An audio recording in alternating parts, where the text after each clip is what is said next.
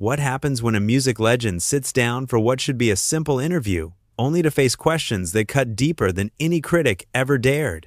In just 33 seconds, one comment from Jennifer Hudson would shatter the carefully built facade of daytime television, politeness, and expose the ugly truth about how legends get treated in their own industry. The studio lights were hot that Tuesday morning as Chaka Khan walked onto the set of The Jennifer Hudson Show. She moved with the grace of someone who had commanded stages for over 5 decades. Her voice had powered through disco, funk, soul, and R&B. She was royalty. She was the queen of funk, and she deserved nothing less than the respect that title commanded. Jennifer Hudson sat behind her desk, shuffling through note cards with that practiced smile that talk show hosts perfect over years of fake enthusiasm. The audience was already warmed up, ready to cheer for whatever scripted moment would unfold. But neither the host nor the crowd was prepared for what was about to happen. "Welcome back to the show," Jennifer said to the cameras, her voice carrying that overly bright tone that screams morning television. "I'm here with the incredible Chaka Khan, and we're going to talk about her amazing career." Chaka settled into the guest chair, her posture straight and dignified. She had done thousands of interviews. This was supposed to be routine. A few questions about her latest project, maybe a story about the old days, and then a polite goodbye. She had no idea that Jennifer had prepared something completely different. "So Chaka," Jennifer began, leaning forward with what looked like genuine interest but felt like something else entirely. "You've been in this business for a really long time." The phrasing was already wrong. Not, "You've had an incredible career," or "Your influence spans generations." Instead, Jennifer chose words that made Chaka's 5 decades of groundbreaking music sound like she had simply been hanging around too long. Chaka's smile tightened just slightly. "Yes, I've been blessed to share my music with people for many years. And you've seen so many changes," Jennifer continued, still wearing that plastic smile. "I mean, the music industry is completely different now. Artists today have to be so much more than just singers. They have to be performers, business people, social media stars." There it was, the subtle dig. The implication that Chaka was from a simpler time when all you had to do was show up and sing, as if building a career without the internet, without streaming, without social media, was somehow easier. As if Chaka hadn't fought for every opportunity in an industry that was even more closed off to women, especially black women, than it is today. "Well, Jennifer," Chaka replied, her voice still controlled but with a hint of steel creeping in, "we had to fight for everything back then. There were no shortcuts, no auto-tune, no second chances. You got one shot in the studio, and you better make it count." Jennifer laughed, but it wasn't a warm sound. "Oh, I'm not saying it was easy. I just think artists today have so many more challenges. The competition is so much fiercer now." Chaka's eyebrows rose slightly. Competition was fiercer now? This young woman, sitting in her comfortable talk show chair, was going to lecture her about competition? Chaka had competed against Diana Ross, Aretha Franklin, and Stevie Wonder. She had fought for radio play when stations wouldn't touch music by black women. She had built her career note by note, show by show, in an era when the music industry was run entirely by men who saw women as decoration, not artists. "Competition has always been fierce," Chaka said, her voice getting a little sharper. "The difference is we didn't have reality shows to make us famous overnight. We had to earn our place." The audience shifted uncomfortably. This wasn't going according to whatever script they had expected. Jennifer's smile became more forced. Of course," Jennifer said quickly, trying to steer back to safer ground. "Your hits like 'I'm Every Woman' and 'Ain't Nobody' are still so popular today. Although, I have to ask, do you ever feel like your style of music is becoming a little outdated?" The question hung in the air like a bad smell. The audience went completely silent. Even the cameras seemed to freeze for a moment. Chaka stared at Jennifer with the kind of look that could melt steel. Outdated? The woman whose voice had influenced everyone from Whitney Houston to Beyoncé was being called outdated by someone who had gotten famous singing other people's songs on a television competition? "Outdated?" Chaka repeated, her voice dangerously quiet. Jennifer must have realized she had crossed a line, but instead of backing down, she doubled down. "Well, music today is so different. It's more electronic, more produced. Young people want something they can relate to." "Are you suggesting," Chaka said slowly, each word carefully measured, "that my music isn't relatable? That 5 decades of songs that have gotten people through heartbreak, celebration, and everything in between are somehow less meaningful than whatever auto-tune nonsense is popular this week?" The temperature in the room dropped about 20 degrees. Jennifer's smile finally cracked. "I didn't mean it like that," she said quickly. "I just meant that the sound has evolved." "Evolved?" Chaka leaned forward, her eyes flashing. "Baby, I was evolving before you were born. I was mixing genres when people thought that was impossible. I was writing songs about women's empowerment when that was revolutionary. Don't you dare sit there and tell me about evolution." Jennifer looked like she wanted to disappear into her chair. But she had started this fire, and now she was going to get burned by it. "I think there might be some misunderstanding here," Jennifer tried to say, but Chaka wasn't having it. "Oh, there's no misunderstanding," Chaka replied, her voice rising just enough to cut through any pretense of politeness. "You invited me on your show to disrespect me, to make me look like some old relic who doesn't understand modern music. Let me tell you something about modern music, sweetheart. Half these young artists you're talking about sample my songs. They build their hits on my foundation. And you want to call me outdated?" The audience was completely silent now, watching this legendary artist defend herself against a host who had clearly bitten off more than she could chew. Some people in the crowd looked uncomfortable, shifting in their seats. Others looked fascinated, like they were watching a masterclass in how to handle disrespect. Jennifer tried one more time to salvage the situation. "Chaka, I really think we're having a miscommunication here. I have nothing but respect for your legacy." "Legacy?" Chaka stood up from her chair, and suddenly she seemed 10 feet tall. "My legacy? Honey, I'm not legacy. I'm current. I'm present. And I'm not going to sit here and let you treat me like I'm some museum piece you dragged out for nostalgia points. Please, if we could just..." Jennifer started, but Chaka had heard enough. "No, we couldn't just anything," Chaka interrupted, her voice now carrying the full power that had made her famous. "You had your chance to conduct a respectful interview with someone who has paved the way for artists like you.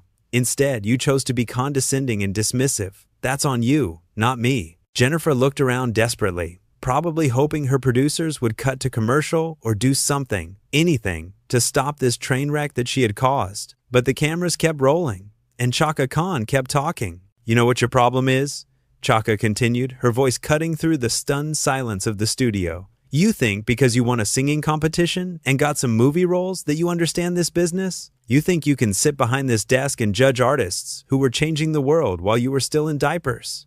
The words hit like physical blows. Jennifer's face went from embarrassed pink to deep red. She had completely lost control of her own show, and everyone in that studio knew it. "I never meant to judge," Jennifer said weakly, but her voice sounded small and hollow compared to Chaka's commanding presence. "But that's exactly what you did," Chaka replied, gathering up her purse from beside the chair. "And the sad part is, you probably don't even realize how disrespectful you're being. That's what makes it worse." The studio felt like a pressure cooker about to explode. Chaka Khan stood there with her purse in hand, looking down at Jennifer Hudson with the kind of disappointment that cuts deeper than anger. The audience sat frozen, afraid to even breathe too loudly. Jennifer tried to recover some control. "Chaka, please, let's just take a breath and start over. I think we got off on the wrong foot here." "Start over?" Chaka's voice carried a dangerous edge. "Honey, there is no starting over from disrespect. You don't get to insult someone and then ask for a do-over when you realize you messed up." "I wasn't trying to insult you," Jennifer protested, her voice getting higher with desperation. "I was just trying to have a conversation about how the music industry has changed." "By calling my music outdated?" Chaka shot back. "By suggesting that real artistry is somehow less valuable than whatever manufactured nonsense passes for music today? That wasn't a conversation. That was an attack." Jennifer looked around the studio, her eyes searching for help from her producers, her audience, anyone. But she was on her own now. She had created this disaster, and no one else could fix it for her. "Look, maybe I chose my words poorly," Jennifer tried again, her voice shaking slightly. "But I was genuinely interested in your perspective on how things have changed." "No, you weren't," Chaka replied firmly. "You were trying to make yourself look relevant by making me look irrelevant. You were trying to position yourself as the voice of modern music by suggesting that I'm some relic from the past. That's not journalism, that's just mean." The truth of those words hit the studio like a thunderbolt. Even some of the crew members behind the cameras were shaking their heads. They could see what their host had done, and it wasn't pretty. Jennifer's composure was completely cracking now. "I would never try to make you look irrelevant. You're a legend. Everyone knows that." "Then why didn't you treat me like one?" Chaka demanded. "Why did every single one of your questions have some kind of backhanded insult buried in it? Why couldn't you just ask me about my music without suggesting that it doesn't matter anymore? Because Jennifer started, then stopped herself. For a moment, it looked like she might actually tell the truth about whatever had motivated this disaster of an interview. Because you what? Chaka pressed.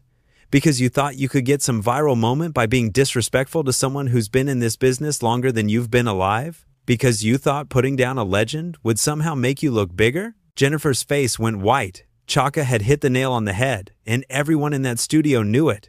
This wasn't an accident or a miscommunication. This was calculated disrespect, designed to create drama. That's not true, Jennifer said, but her voice had no conviction left in it. Isn't it? Chaka challenged. Then explain to me why you invited me here just to question whether my music still matters. Explain why you thought it was appropriate to suggest that I don't understand the modern music business. Explain why you felt the need to talk down to me like I'm some confused old woman who wandered onto your set by mistake. The audience was completely captivated now. This wasn't just an argument between two celebrities anymore. This was a masterclass in dignity under fire. Chaka Khan was showing everyone watching how to respond to disrespect with class and power. Jennifer tried one more desperate attempt at damage control. Chaka, I think you're misinterpreting my intentions. I have so much respect for you and your career. I grew up listening to your music. Then you should know better, Chaka snapped back. If you really grew up listening to my music, then you understand what it means. You know that songs like I'm Every Woman weren't just hits. They were anthems. They gave people strength. They changed lives. And you want to sit there and call that outdated? I didn't call it outdated, Jennifer protested weakly. Yes, you did, Chaka replied without hesitation. You asked me if I felt like my style of music was becoming outdated. Those were your exact words. Don't try to rewrite history when we're all sitting here remembering what you just said 5 minutes ago. The camera operators were having a field day. This was the kind of unscripted television that rarely happens, and they were capturing every devastating moment of it. Jennifer looked like she was drowning. I was asking about musical evolution, not suggesting that your music doesn't have value. By framing it as outdated versus modern, Chaka shot back. By suggesting that young people can't relate to real music. By acting like artistry is somehow less important than being a social media star. You weren't asking about evolution. You were making judgments. I wasn't making judgments, Jennifer insisted, but even she didn't sound convinced anymore. Then, what would you call it? Chaka asked, her voice rising with righteous anger. What do you call sitting there suggesting that my 5 decades of groundbreaking music somehow doesn't measure up to whatever auto-tuned, computer-generated, focus group-tested nonsense is popular this week? The words hit like bullets. Jennifer flinched with each one, finally understanding the full scope of what she had done wrong. I never said your music doesn't measure up, Jennifer said desperately. You didn't have to say it directly, Chaka replied. You implied it with every question. You implied it when you suggested that artists today have more challenges. You implied it when you asked if my style was outdated. You implied it when you acted like being a social media star is somehow more impressive than changing the course of popular music. The studio was so quiet you could hear the air conditioning humming. Everyone was watching this legendary artist systematically dismantle a host who had thought she could score easy points by being dismissive. Jennifer made one final attempt to salvage something from this wreckage. Chaka, I'm sorry if my questions came across the wrong way. That wasn't my intention. Your intention doesn't matter anymore, Chaka replied coldly. What matters is what you actually did. And what you did was invite a music legend onto your show just to disrespect her on national television. That says everything anyone needs to know about your character and your professionalism. Please don't say that, Jennifer begged, her voice almost breaking. I really didn't mean any disrespect. But that's what you delivered, Chaka replied without mercy. And the worst part is, you probably still don't understand why what you did was so wrong. You probably think I'm overreacting to some innocent questions. Jennifer opened her mouth to respond, but Chaka wasn't finished. Let me explain something to you, Chaka continued, her voice carrying the weight of decades of experience.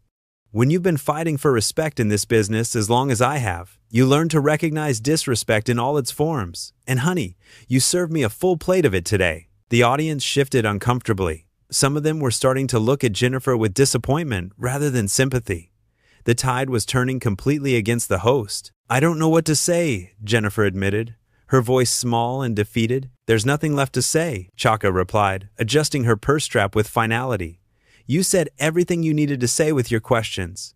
Now I'm saying everything I need to say with my response. The moment hung there like a sword ready to drop.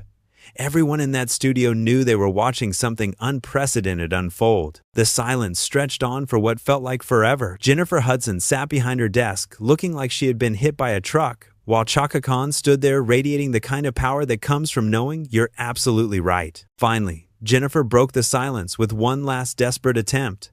"Chaka, what can I do to make this right?" Chaka looked at her with something that might have been pity. "You can't make this right. Some things can't be undone once they're done. You chose to be disrespectful, and now you have to live with the consequences of that choice." "But surely there's something," Jennifer pleaded. "Some way we can move past this." "Move past it?" Chaka's voice carried a bitter laugh.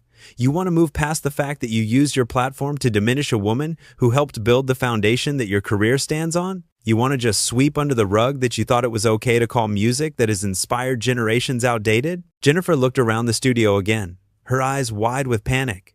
"I never meant to diminish you or your music." "What you meant doesn't change what you did," Chaka replied sharply. "And what you did was show your true colors. You showed everyone watching that you think success gives you the right to look down on the people who came before you." The audience was completely transfixed. Many of them had their phones out, recording every word of this historic confrontation. They knew they were witnessing something that would be talked about for years. "That's not who I am," Jennifer said, her voice cracking with emotion. "Then who are you?" Chaka challenged.